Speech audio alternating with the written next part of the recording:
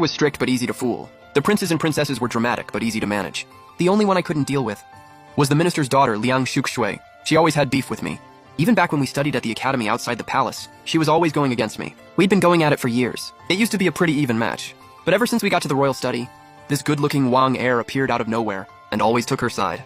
Until one day I finally snapped and demanded, "Why do you always take her side? We've been engaged since we were babies. Why would I take your side instead? What even is a childhood betrothal? I, Zijiran, have always made my own connections. Purely through my own charm, I had no idea there was this whole baby betrothal cheat code thing. Watching him gloat just made me even more annoyed.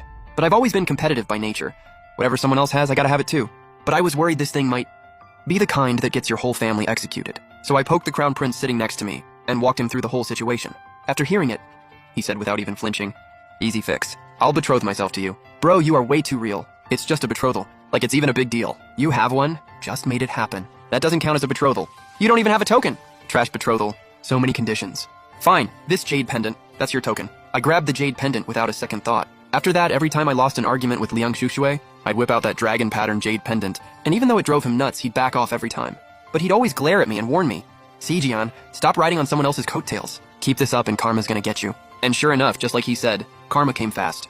When a eunuch from the Empress's palace showed up at our door, my parents were completely lost. When they heard the Empress was calling them to the palace to formally discuss my engagement to the crown prince, they were straight up stunned. The palace also sent over a bunch of fancy stuff I'd never even seen before, along with an imperial decree personally requested by the crown prince. Congratulations to Lord and Lady C. When all eyes turned to me, I didn't hesitate for a second. I bolted. My parents chased me with a broom. Once they caught me, they grabbed me by the collar, along with all the stuff the palace sent, and threw me into the carriage.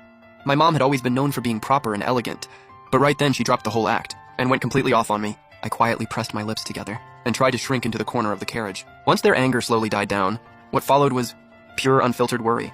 They said, "The Forbidden City eats people alive. Every single day is nothing but schemes and backstabbing." And me, I was too pure, too free-spirited to ever survive palace life. Once we arrived at the palace, I knelt beside my parents. As they said over and over, it was too great a burden. The Emperor and Empress heard them out, and ultimately decided to drop the whole thing. But those gifts?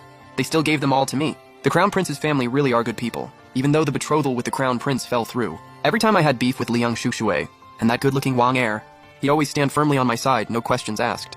Time flew by. A few more years passed. In half a year, I'd be having my coming-of-age ceremony. All my besties were already getting betrothed, but somehow not a single person came to my house. At all the banquets, they were either rocking the title of top beauty of Yangzhou or most talented lady in the capital, so I figured I'd get myself one of those titles too.